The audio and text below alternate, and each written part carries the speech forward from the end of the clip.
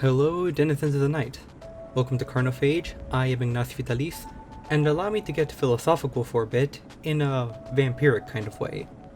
While many kindred of the Camarilla and Anarch sects might have told themselves, "A beast I am, lest the beast I become," right before killing a family of 4 because someone breached the Masquerade, there is a bit of denial in that phrase.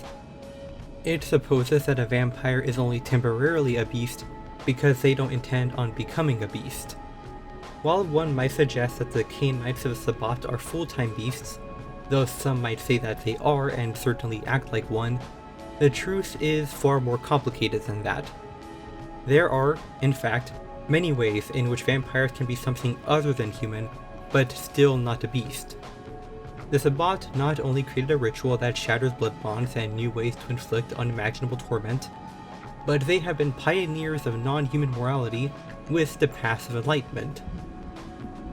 For some historical context, I also quickly need to talk about the philosophy of roads.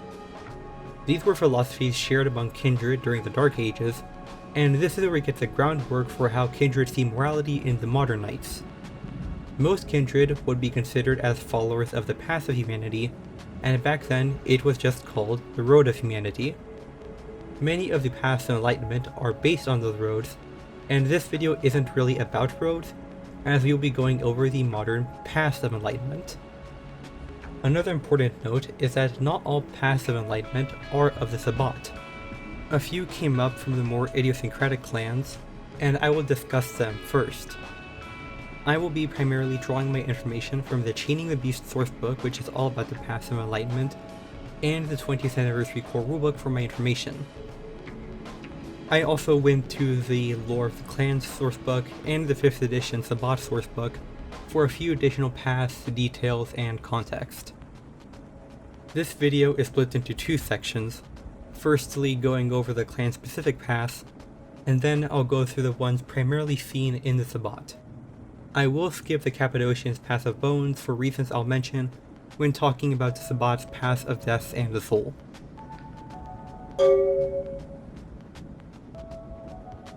For as long as kindred have dealt with the beast, there have been those who thought, fuck it, and tried to indulge its base desire of hunger without becoming a wight.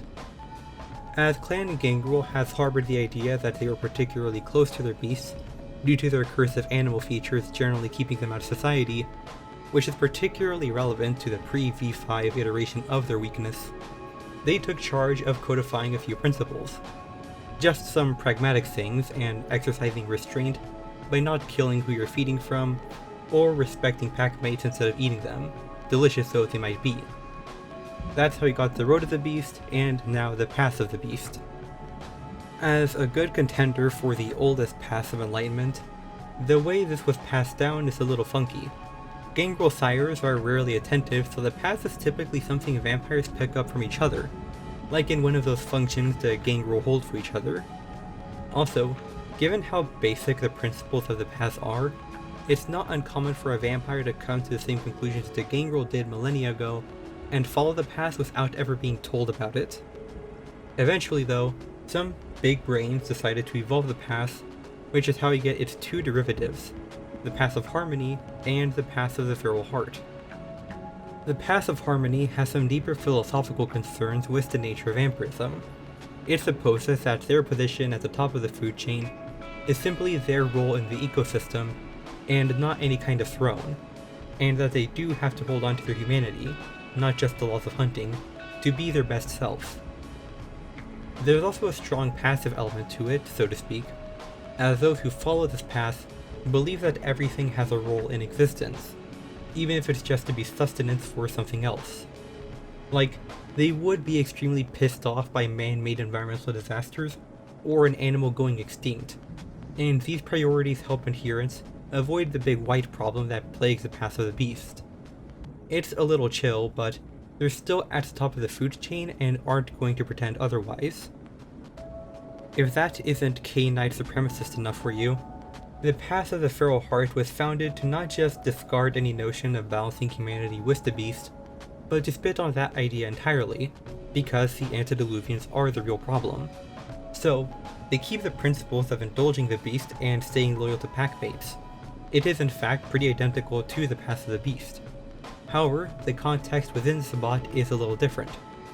It is a very good philosophy for soldiers who are dead set on the mission and not much else, where a lot of other Sabbat paths have more individualistic concerns.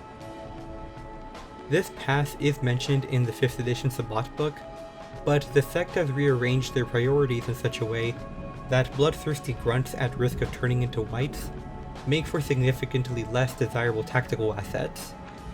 It is very easy for the followers to be liabilities who get caught by Second Inquisition forces that would then turn their attention to the rest of the local Sabbat, but it's still followed by many packs, especially those in areas where their activity can go unnoticed, such as the complete wilderness and active war zones. As I said before, the Gangrel pioneered this nonsense, but the Nosferatu have always been of the mind that they wear their beasts on their faces, and the Brujah have solid martial disciplines that make them pretty good hunters with the mind for it. The philosophical elements of the Path of Harmony especially make it appealing to some of the Brujah. To just speak on the Path of the Beast and not any of its variants, some of its principal ethics include survival is your first concern, followed by loyalty to the pack, do not indulge politics or technology, do indulge your beast, but never forget your intelligence and cunning, confront your own fears to overcome them, all parts of existence fulfill their role which must be understood and tolerated, and exist in the moment. Among the children of Hakim, whom I will refer to as the Assamites as this is a pre-5th edition topic, you will find a lot of contempt for the other vampires, and that stems from the tenets of the Path of Blood. Hakim, the founder of this path, is known as a paragon of justice, and it generally bothers them to tolerate the existence of vampires, whom they see as cursed failures, but not necessarily beyond saving. This does mean that it's not unusual that an Assamite would walk up to a vampire to tell them that they are failures, and they need to put support behind the Assamites or perish. This also means diablerie, but the Tremir's curse on the clan stopped that for a while. Now that Urshulgi broke the Tremir's curse, kindred are back on the menu. In fact, followers of the Path of Blood believe that other kindred best serve the clan as food to elevate their power and bring them closer to the founder. As a little side note, the Path of Blood has its roots in the second city of the Antediluvians, which is of course after Hakim was cursed by Caine with darkening skin, or in the more prevalent incarnation of the clan, an addiction to vitae. However, this does conflict with the old narrative that this curse was inflicted to them by the Bali. Following the classic stuff, it can be safely assumed that Hakim simply always saw diablerie as a tool in his war against foul Cainites, and he wasn't letting his curse guide the doctrines of his path.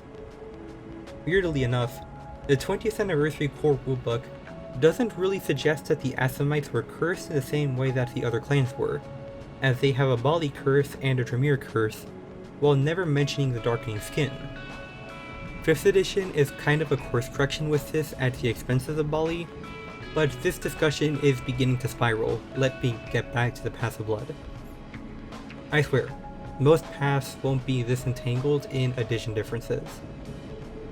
While the specifics of this path are kind of a secret to the greater world, its practices are less of a secret, and this is why the Assamites are often met with distrust. At least, younger generations are somewhat tolerated by adherents of this path, as they are further removed from Caine's curse. But this path still puts the Assamites as the special boys, and everyone else is somewhere between pitiful and abominable by default.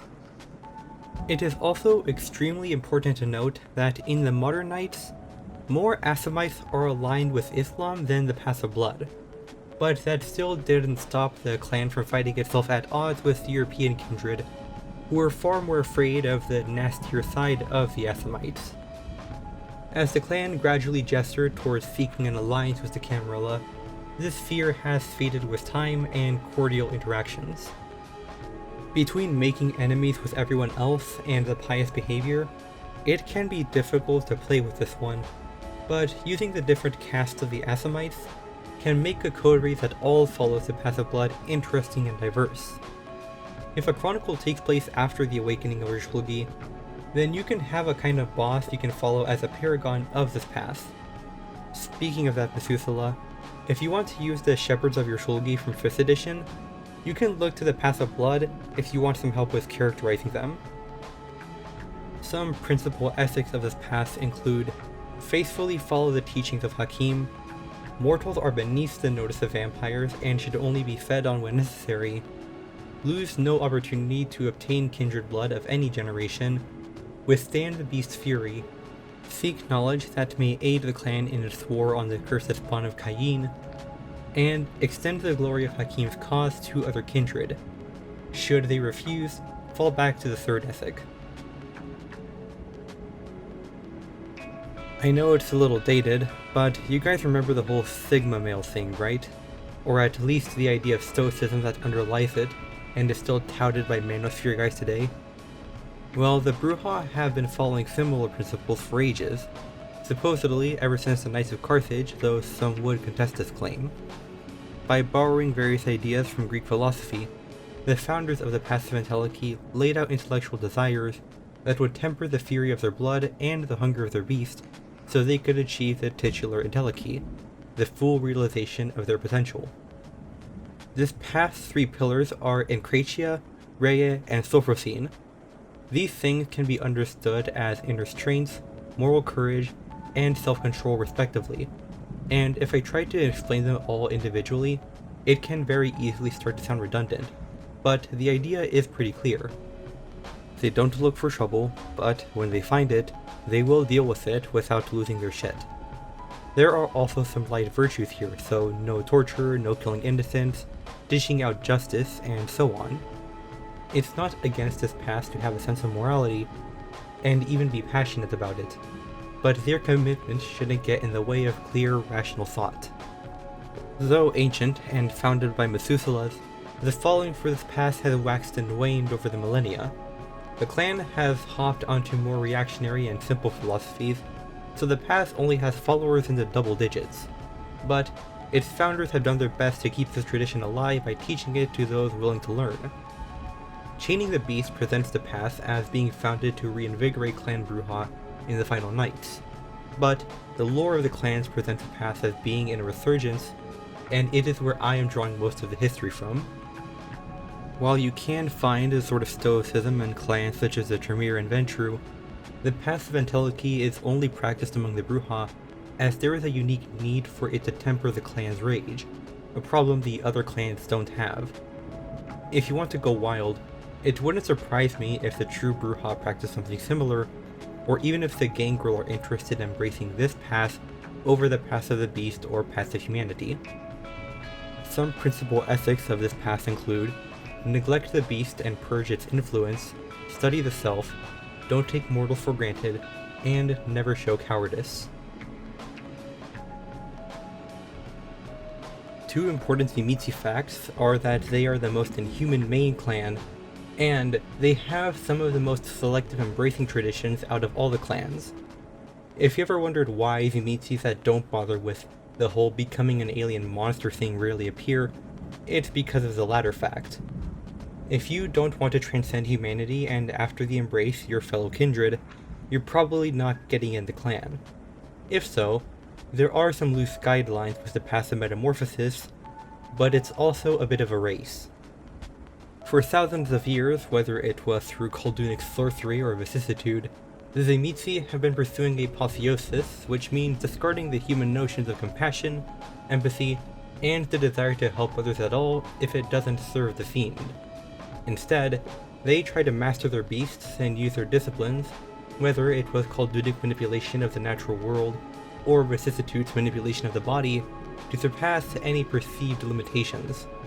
With vicissitude, self-discovery also very frequently involved its practitioners experimenting on others.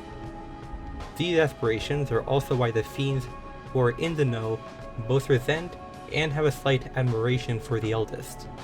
He kind of figured it out, but fuck him, it should have been me.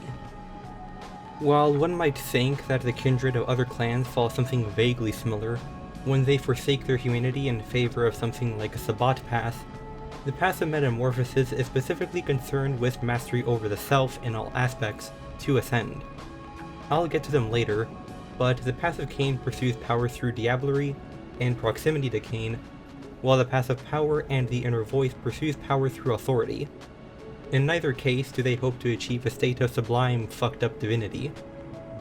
The Tzimisce actually have a word for this, Azidahaka, which is like an anti-Golconda without turning into a white. As this tradition was passed down from sire to child long before the first Anarch revolt, this is why Clan Tzimisce fit so well into the humanity-rejecting Sabbat. Even then, their new aims didn't stop them from pursuing individual apotheosis. Whacking ancient vampires remains a side mission to them, which is probably why the sect has some trouble getting anything done. However, those on the path of Metamorphosis are finding real power, which allows them to hold on to their authority.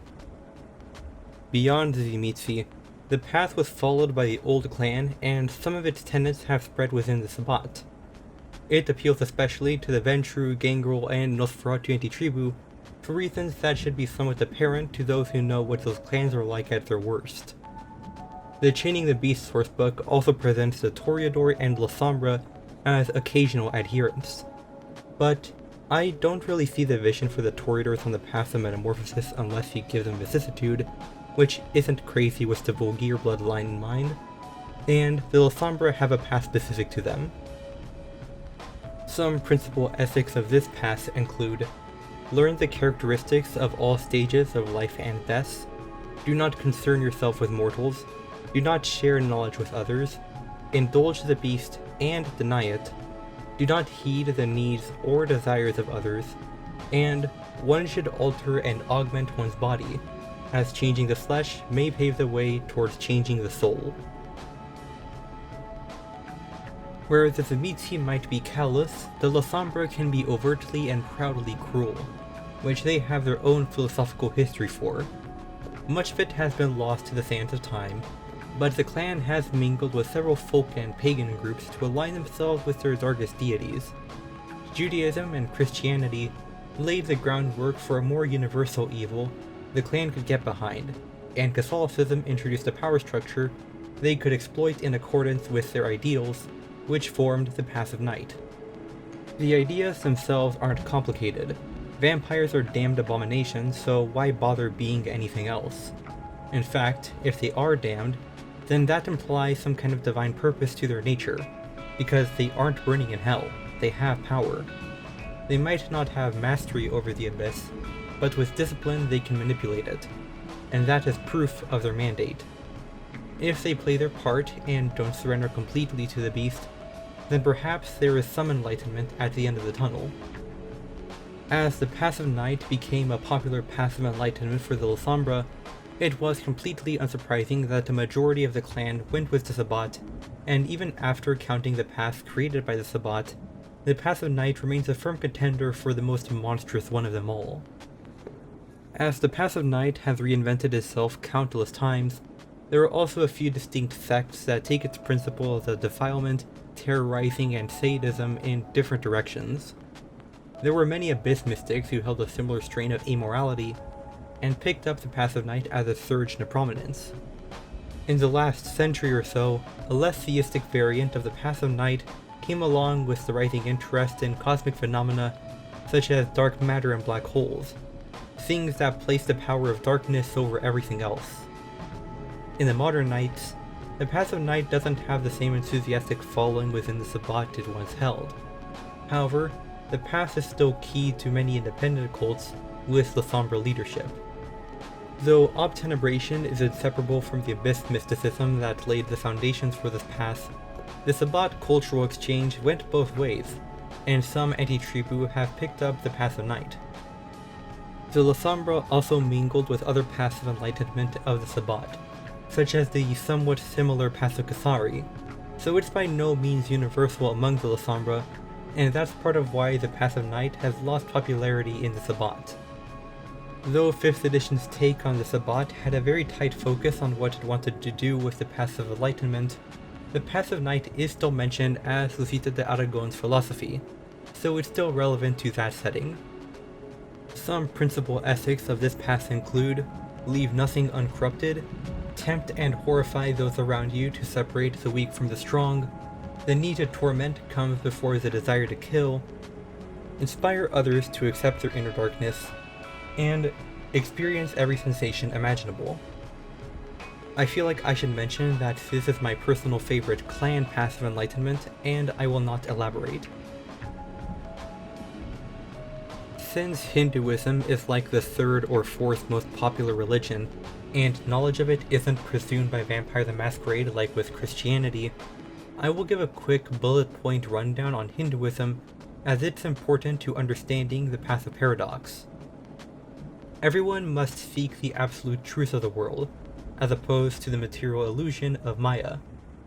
The path of seeking the truth is a dharma, and the specific path for one individual is their svadharma. Souls, the Atman, are immortal and linked to the absolute deity, the Brahman. In life, a person accumulates karma through their good and bad deeds, which transfers between reincarnations. This cycle is known as the samsara. Dharmas change between reincarnations based on the karma of past lives. If one fulfills their dharma, they escape the cycle of reincarnation and transcend to a higher plane of being. Now, before I dig into the path of paradox, I'll disclose that from what I've read about the path of paradox in the Chaining the Beast sourcebook, it seems to have been written with slightly different understanding of Hinduism compared to my own. Apologies for any confusion or misconceptions I may have on both the path of paradox and Hinduism, but I believe the path itself is pretty simple. So, while the Ravnos clan is typically associated with the Romani people, and our modern understanding associates them with the regions in Eastern Europe and the Balkans, the Romani have their roots in northern India. This is where the Ravnos clan learned of Hinduism, which resulted in some complicated realizations about their curse. Humans are all part of a quest to reach absolute truth through a cycle of reincarnation, and the Ravnos are immortal monsters that eat these people to survive.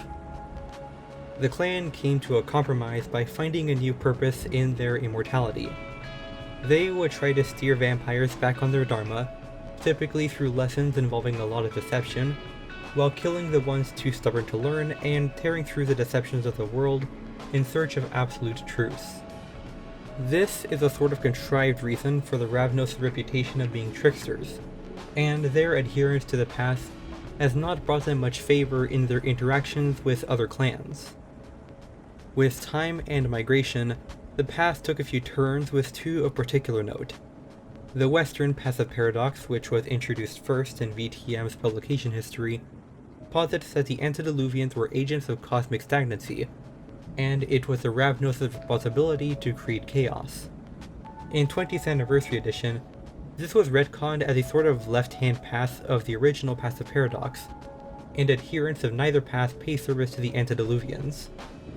There is also the modern Path of Paradox, introduced in 20th Anniversary Edition, which slightly adjusts a few ethics to be less rooted in tradition, such as only being able to embrace within your own family line. Adherents also come from the Malkavian and Gangrel clans. However, I imagine that it wouldn't be unlikely to see the Danava bloodline of Clan Ventrue on this path as well. To me, the path is better for establishing a one-off character that interacts with the coterie, rather than being for player characters. Some principal ethics of this path include: embrace only when necessary, do destroy other vampires, interpret the svadharma of others and aid them in their fulfillment of it, erase karmic debt, and use deception to achieve your ends. The followers of Set are all about faith, and though the specifics of that faith might be hidden under different names and superficially different rituals, there is one faith above all in this clan. While the Church of Set often teaches liberation, for the followers of the path of Typhon, their reverence for the antediluvian is at the forefront. That isn't to say that they don't also try to guide people to liberation in a way that ultimately subjugates them to the Church of Set, but what will be less apparent to other kindred is that they hope to resurrect Set himself. Most clans are a bit dismissive or rightfully horrified about their own antediluvians, while the followers of Set hold their ancestor to such a regard that it makes the Assamites look belligerent by comparison. Legends among the clan posit that Set was a true progenitor of all vampires instead of Caine. Even if this specifically is not believed, he is viewed as a god, far greater in significance than any other figure of vampire mythology. Out of all the antediluvians, it is easiest to learn about Set due to the extensive records his descendants have of him. A lot of it is probably far-fetched, but it's more paperwork than some clans can boast. This mythology within the clan is also where their past gets the name from. The legend of how Set was envied for his power and cast down into a state of otherworldly torpor is supposedly reflected in the Greek myth of the monstrous Typhon. Looking to the future, the followers of Set hope to return Set from his slumber and embrace whatever reward their god will offer. They're not too sure where Set is exactly, and he will 100% just eat his children as soon as he wakes up, but this past is all about faith, so its adherents aren't worried about that.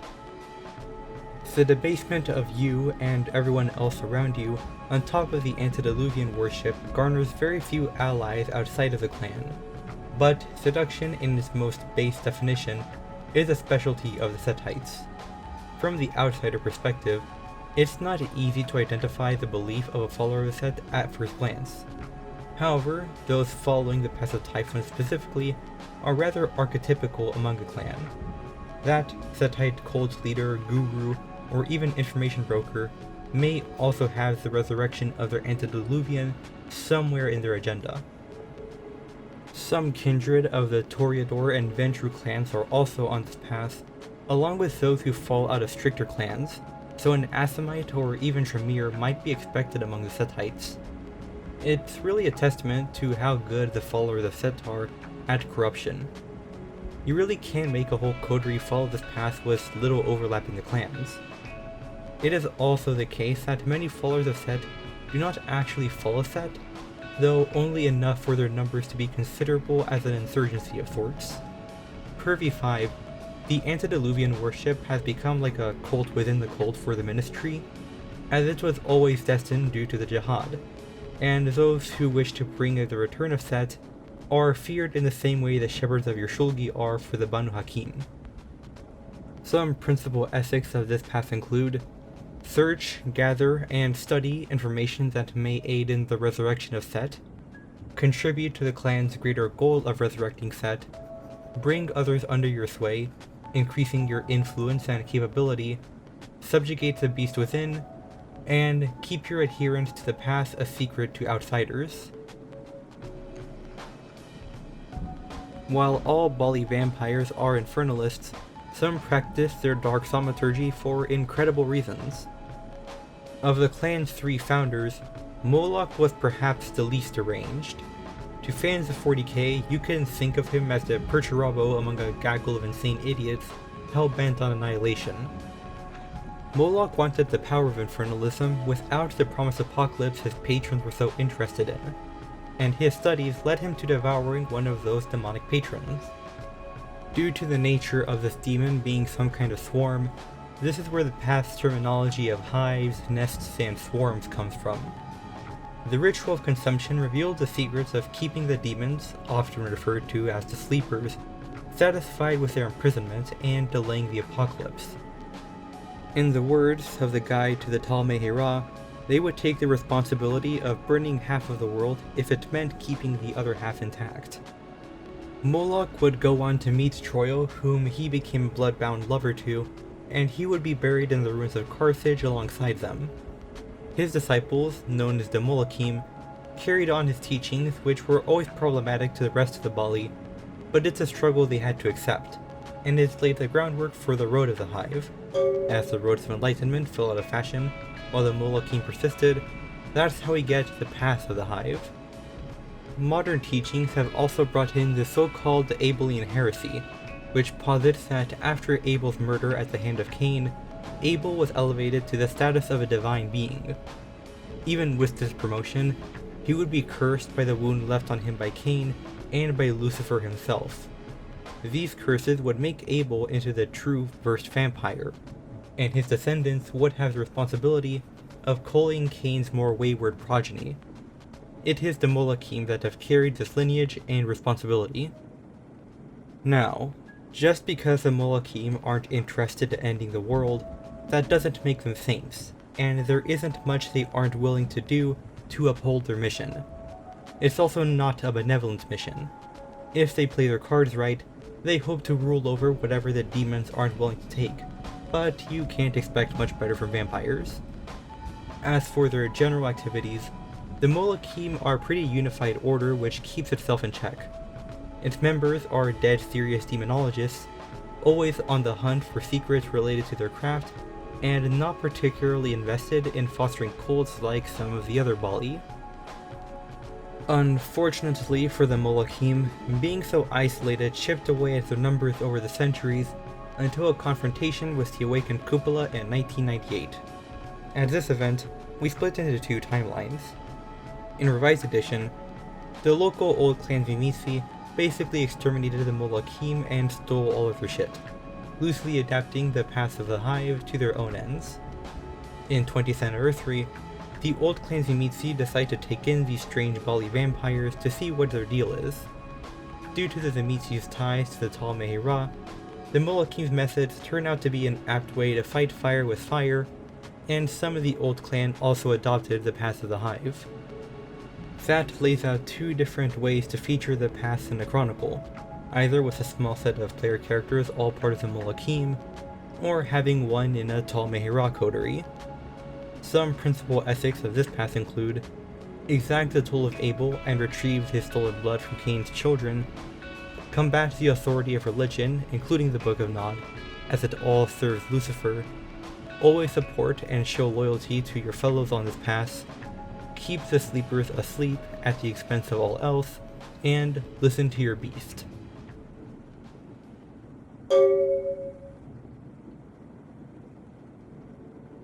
When the Sabbat rejected humanity and its associated paths of humanity, they would hold on to the tradition of paths of enlightenment and expanded their understanding of them by embracing certain aspects of vampiric existence.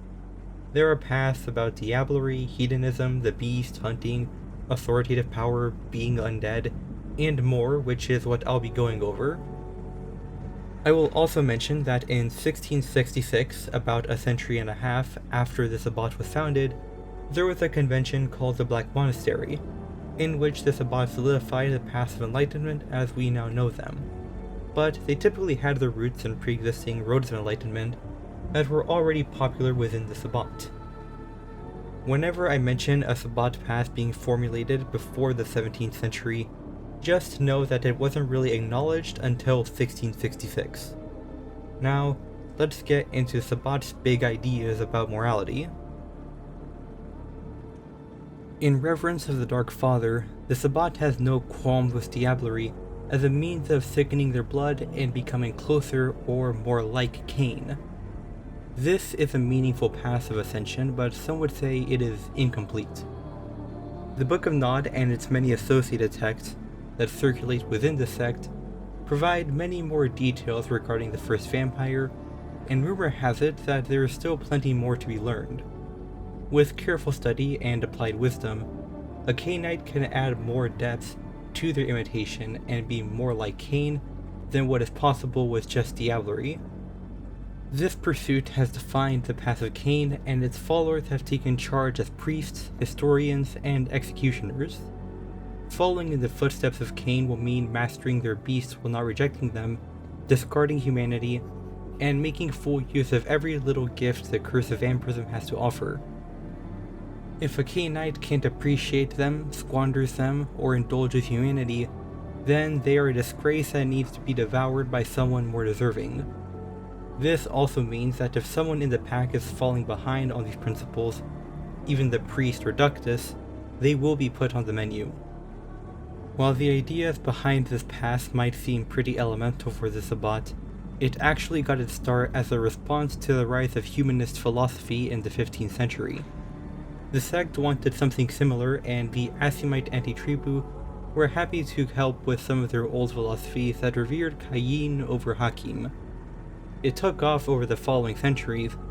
However, most of the series' adherents who actively champion the responsibilities of being historians are a little rarer. It's not that most of the followers only care about diablerizing for power and mastering their beasts, but those are the parts of the path that are going to come up most frequently. Finding a Nodist text from several thousand years ago to meditate over isn't a common thing, but those who seek them out and share their wisdom are very well respected in the Sabbat. This is reflected in the small scale too, where a Pax Ductus or priest might be the studious historian of Caine, who passes the path onto their subordinates. At times, these historians will gather together in covens, where the matters of discussion are best described as theological. Naturally, and not just as its founders, the anti-tribu of the Assamites make up for most of this path's adherents due to their blend of assassin and intellectual cultures. One might claim that the vitae addiction of the warrior caste might have influenced the inception of this path, but I wouldn't recommend saying that out loud. Some of the anti-tribu from the typical leader clans such as the Ventru, Toreador, and followers of Set also champion the path, but one should also expect a lot of Bruja, Gangrel, and Nosferatu due to their sheer killing potential, making them excellent when bringing down vampires in need of eating. Some principal ethics of this path include: search for and study the history of Caine, master your beast, always take the vitae of the unworthy, do not indulge humanity, and study your abilities to examine the limits and meanings of vampirism. I talked a bit about the Cainite heresy in my iceberg video, and one big takeaway from that is how a lot of vampires were pretty entangled in Gnosticism during the Dark Ages. Gnosticism, like most religious beliefs, is not a monolith and a related belief with Catharism, which came to prominence in the 12th century. Beyond its belief in reincarnation, it isn't so different from Gnosticism 101 that I need to break it down beyond the sidebar that is currently on screen. What you need to know is that the kindred of the time were paying attention to this belief system, and a few saw themselves as spirits of the big bad demiurge that exists to be cruel in an already cruel world. If reincarnation is true, would they come back as immortal after the final death? Why is the sensation of feeding so ecstatic, keeping in mind that the Giovanni didn't exist yet? For humans, God made the blessed spirit and the demiurge made the imperfect body. So with vampires, why would their true nature drive them to such horrific acts if it weren't also a creation of the demiurge? In a world that, as a creation of the demiurge, is inherently evil, what's the point in trying to be anything else? After careful study, and off the back of the older and far more self-explanatory path of sin, the vampires who would go on to found the path of Cathari would conclude, yeah, we're all evil, and saw the only fulfilling experience they could gain as servants of the demiurge was exploring every possible sensation. To fulfill their purpose, they would subject humans to these experiences as well to keep them from reaching enlightenment. With its rejection of humanity and cementing a purpose for the existence of vampires, the ideas behind this path would go on to define the Sabbat at its inception, though it certainly wasn't the only one. While this path isn't terribly ambitious, its adherents still hope to find some kind of perverse enlightenment by tempting, enslaving, and breaking mortals. As the path calls for social functions beyond delivering sermons and exerting authority, since even feeding for pleasure is a two-person activity, it provides a degree of culture to the Sabbat and gives significance to the more regular acts of hedonism. This is what makes the Path of Cathari one of the most popular paths within the Sabbat. One should expect to see a lot of Toreador anti-tribu and Zimitzi, with a hint of Ventru anti-tribu as well.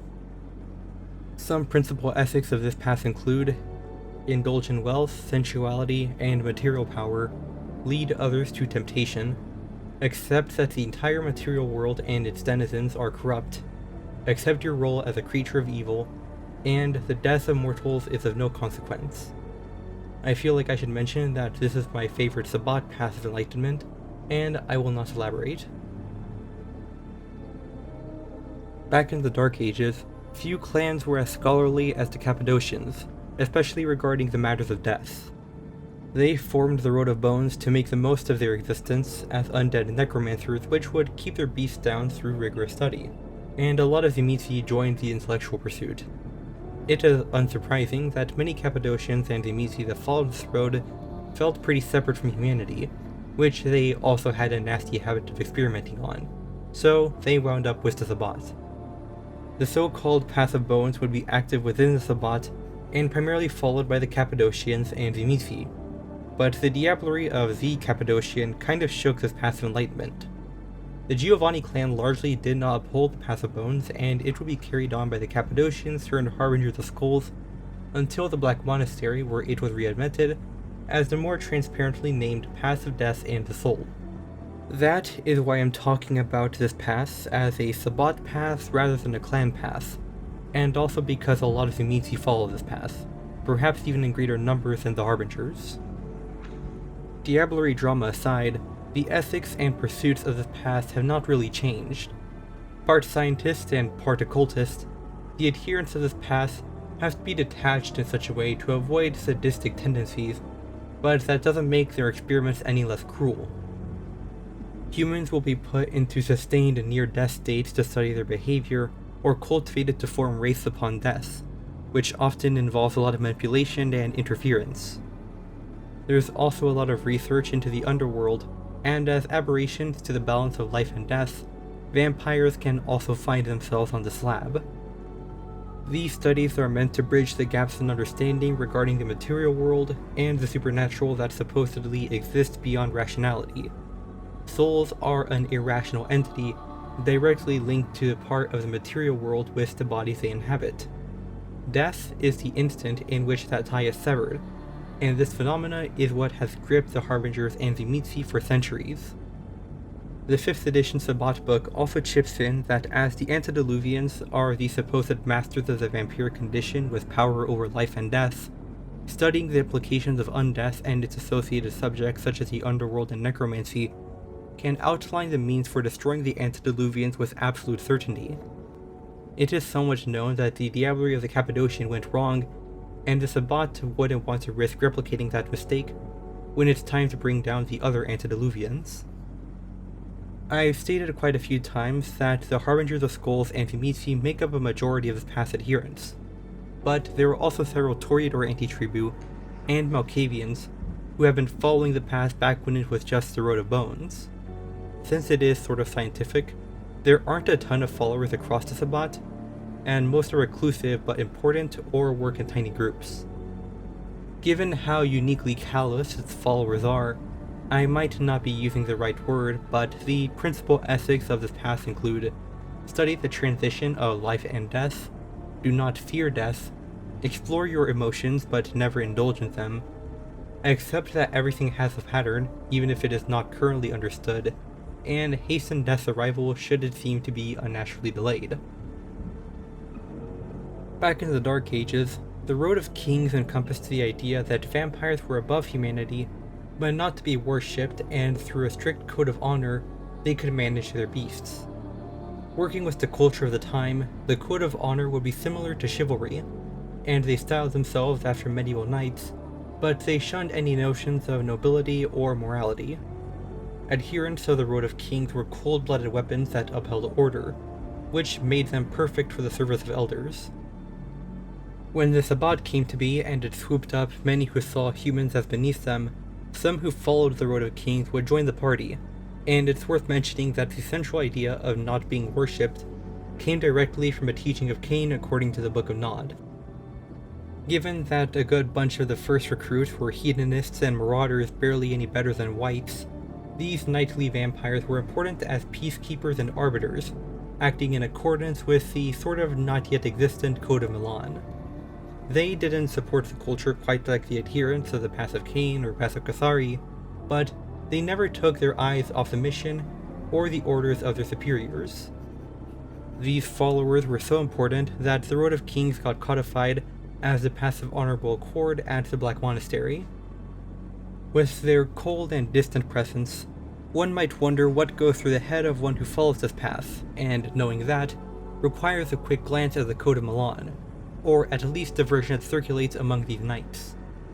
This text is split into 3 sections titled the Tower of Duty, Tower of Honor, and the Tower of Courage. The Tower of Duty is a big list of rules and mantras. The Tower of Honor is 6 parables with unique lessons. And the Tower of Courage is a big allegorical tale that often disturbs its readers. The more generally recognized Code of Milan is still important to the Path of Honorable Accord, but it's reasonable to assume that most of its tenets are also mentioned in the Tower of Duty. The Ventrue and Salubri anti-tribu are exceedingly common as followers of this path, along with some Nosferatu anti-tribu and Zimitzi. Also, if you ever think of a Sabbat Templar, assume they're a follower of the Path of Honorable Accord. Now, if you think that this path isn't all that extreme compared to some of the other Sabbat paths, you would be correct, and it's not unsurprising to see a Camarilla Archon or some Ventrue on this path, though they might claim that their practices are in the shadow of the Road of Kings and not a Sabbat philosophy. Some principal ethics of this path include always keep your word, always repay your debts, never show fear, duty comes before all else, treat your equals and betters fairly and equitably, and support your comrades in all things unless it contradicts the other principles. I should also mention that a typical follower of this path would sooner run into the sunlight than break any of these principles. While it's all murky ancient vampire history, followers of Lilith have been around for about as long as the followers of Caine have, and there has been a mutual animosity between these two groups. Neither has a greater claim to the truth than the other, but telling them that will probably get your head ripped off. Even then, it has been these followers of Lilith, the Bahari, that have found themselves in the shadow of the Sabbat. The Bahari remained defiant, and was in frequent conflict with the Tal Mehira over the lost city of Enoch, until a truce was negotiated which rippled down to Sabbat. So, though rare, it's not terribly surprising to see vampires following Bahari tenets in the Sabbat. The classic World of Darkness had treated these two groups as more clear rivals, but what I'm talking about right now is from the 20th anniversary Tal Mehira book, and is why I'm mentioning the Path of Lilith here. The Bahari's Path of Lilith espouses walking in the footsteps of the Dark Mother, in a similar way to the Path of Caine with its Dark Father. As Lilith had to find her place after being cast out from Eden, her followers must endure hardship and redirect the resulting emotions into personal enlightenment.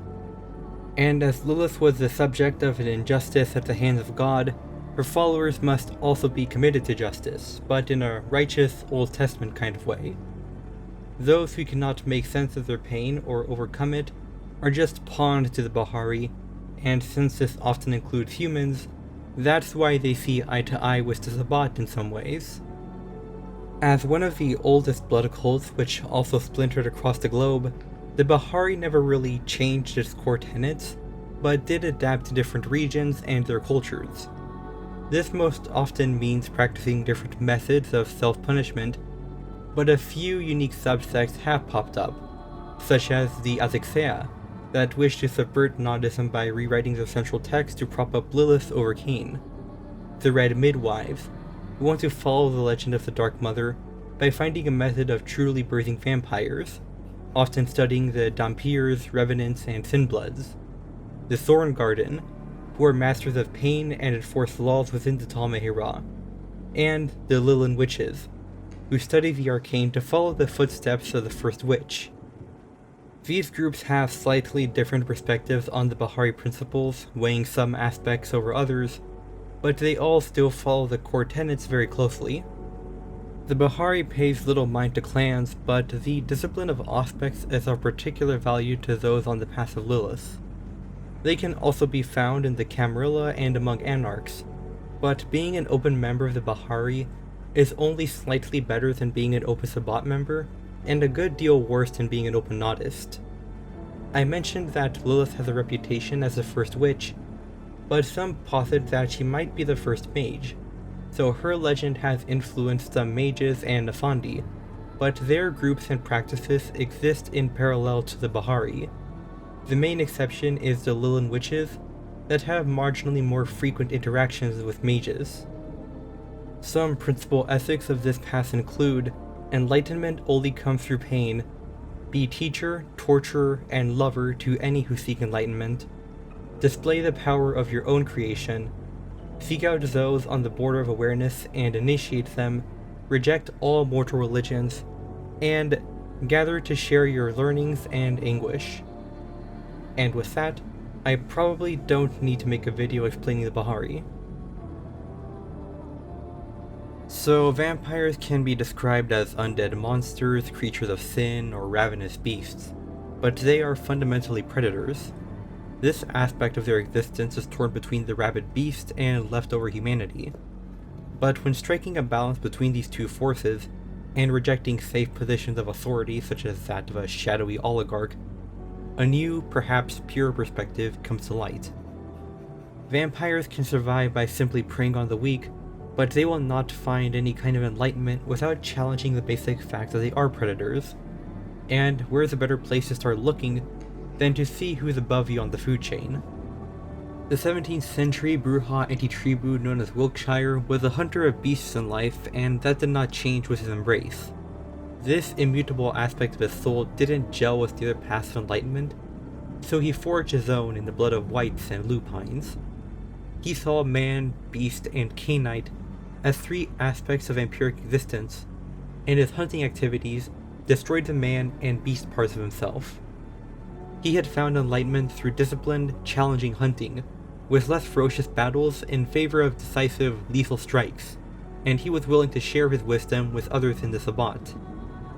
Enough hopped on board for Wiltshire's philosophy to get a name based on the legendary huntsman of Greek mythology, the Path of Orion. Due to its freshness compared to other paths of enlightenment, and the fact that the Path of Orion calls for vampires to actively seek out life-threatening challenges such as hunting werewolves, it doesn't boast a massive following. There is even some distrust towards its adherents, given how reclusive they can be. It's not a path that calls for sermons or ceremonies, but it certainly commands respect. Unsurprisingly, it is the Brujah, Gangrel, and Nosferatu who make up a majority of the followers for this path, with a few caitiffs, or rather panders, throwing themselves into the path as well. Without much of a clan identity that would muddy their perspective on what it means to be a Cainite, and the Sabbat's silent practice of sending them off to the most dangerous missions, they're actually a decent fit. When looking through the few Templars who don't follow the path of Honorable Accord, you can expect to find quite a few that follow the path of Orion. They don't have the same level of oath-bound reliability, but they make up for it in sheer lethality.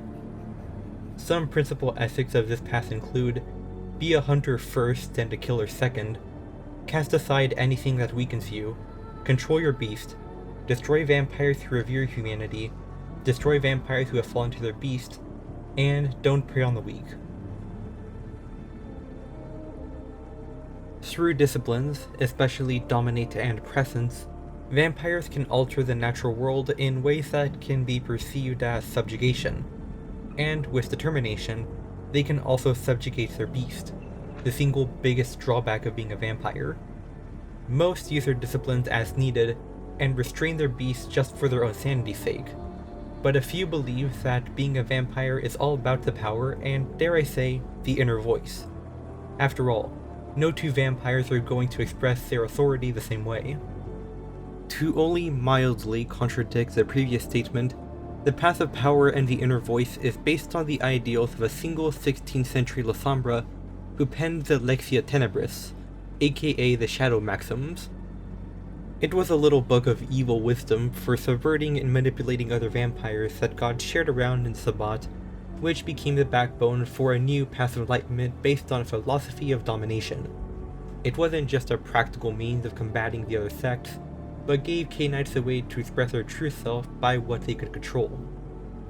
The following centuries would see followers of the Path of Power and the Inner Voice mingle with several new burgeoning authority structures, such as capitalism, socialism, fascism, and colonialism.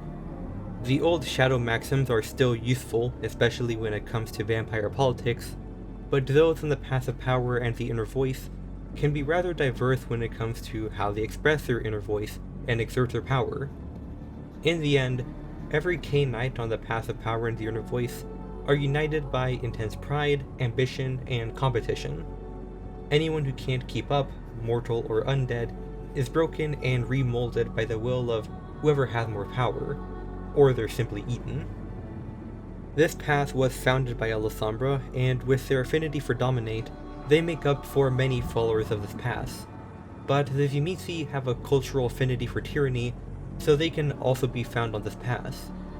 There are also very few clans who can so literally remold those weaker than them. From there, it gets pretty diverse, with even some Nosferatu anti-tribu on board, but there are unsurprisingly quite a few Ventrue anti-tribu following this path. Followers can also be found in positions of Sabbat leadership, such as that of a Ductus bishop or archbishop. It's typically followers of the path of Caine or Cathari that oversee major rites, as they are intimately familiar with their cultural significance and procedures. But followers of the paths of power and the inner voice also lead rites for the sake of being in charge for a moment. Some principal ethics of this path include: do not tolerate failure, strive for control by any means, use the most effective tool for any undertaking, show respect to those in authority but replace them when they falter, do not show weakness, and drive your followers to excel, but never let them assume that reward follows excellence. It's easy to lose the purpose of the Sabbat due to the obscenely violent rite and the megalomaniacal personalities at the front of the whole thing, but it was founded to get rid of the antediluvians on behalf of Caine. The Camarilla was accused of being a result of their manipulation, which was one of the big reasons why there was such a bitter rivalry between them and the Sabbat. This new sect would be spearheaded by the Lasombra and Zimitzi, which had both gotten rid of their antediluvians for the time being, and were under the belief that they were permanently dead. Hypothetically, these clans have no chance of being compromised, but where would that leave the Caitiffs and the Sinbloods? If the aberrant embraces that create Caitiffs and Sinbloods only inherit the fundamental parts of Caine's curse, then they have no antediluvian taint. But that didn't stop the Sabbat from inheriting superstitions that have been ingrained in vampire culture for countless centuries. For much of the sect's history, the Sabbat put Caitiffs in frontline positions, and didn't concern themselves with Sinbloods until the 20th century. Both types of vampires were becoming increasingly common, and were being spat out of the other sects and into the Sabbat's ranks. The Sinbloods in particular would learn that they have a place as heralds of Gehenna, and though the sect was often brutal to them, a culture began to form where they had a very unique place in the Gehenna War. Uncorrupted by the antediluvians, and with an incredible resistance or even immunity to the sun, the Sinbloods of the Sabbat found pride in their identity, aligned themselves with the Caitiffs, and started a rough outline for the Path of the Sun. It espouses a kind of purity with the curse that puts them close to divine harmony, with all the benefits of vampirism and almost none of its drawbacks. The variants of the Sinbloods and their alchemy, along with the unpredictable characteristics of Caitiffs, make up for their baseline vulnerability, so even the most traditionalist elements of the Sabbat are either unable to get rid of them, or don't see the practical point in doing so. Fortunately for such Cainites, the path has only emerged in the last few decades, and no Cainite on the Path of the Sun holds a seat of substantial power. The ones who do hold these stations still use these Cainites as cannon fodder. When those on the Path of the Sun are acting independently, they often proselytize to dejected Caitiffs and Sinbloods outside of the Sabbat, or infiltrate Anarch territories to a similar end of recruitment. The Sinbloods can also double as assassins that can operate in the day as an atypical alternative to ghouls, and that's one great way for them to earn recognition in the Sabbat. I also need to mention that the Path of the Sun was introduced in the 5th edition Sabbat sourcebook as part of the expanded role of Sinblood for the whole game. I find it to be the most interesting part of a somewhat frustrating book, but it is also less developed than all of the other paths I mentioned in this video, so I threw a little bit of freestyle stuff on my own here and there.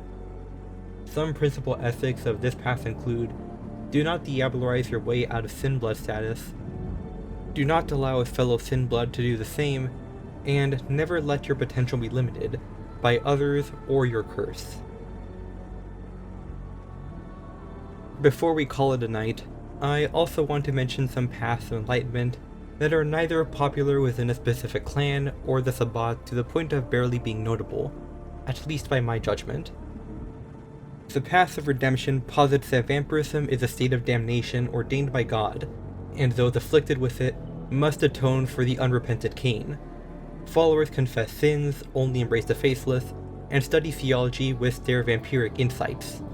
Though in Chaining the Beast it said that most followers work in the Sabbat Inquisition, which makes sense due to their duties with combating infernalism, it puts loyalty to God above Caine in such a way that I interpret it to be almost incompatible with Sabbat ideology. But that's not to say I think the path is creatively bad. The Path of Revelations is the general code for infernalists, which places loyalty to demons above everything else, though most followers align themselves with one demon above all others. The Path of Self-Focus is a highly meditative philosophy seen in the Tal Mehirah that suppresses all emotions and the beast's influence as a means of controlling their beast. And the Path of the Scorched Heart is a similar, more extreme philosophy practiced by the True Bruja, which is also seen in the Tal Mehirah. Rather than suppressing their emotions, the True Bruja try to exterminate them to leave themselves pure of the beast's influence. And with the exception of a sub-path for the Path of Redemption that was introduced in the Montreal by Night sourcebook, that is every Path of Enlightenment. I find this part of Vampires the Masquerade's world to be particularly interesting as it adds more nuance to what it means to be a vampire. Clans lean heavy into tropes and aesthetics, but the paths provide culture which can be embodied by storytellers and players. Whether you just roll with the path of humanity and were looking to see how the other sides live, or if you are genuinely looking for an alternative to the default, I hope I provided some proper illumination for this part of the world of darkness. Thank you all for watching. You can subscribe for more nonsense on the spooky to strange spectrum, or follow my Blue Sky for irregular updates on videos, unrelated projects, and misadventures. I have been Ignacio Dalis. Thank you for watching, and may the night treat you right.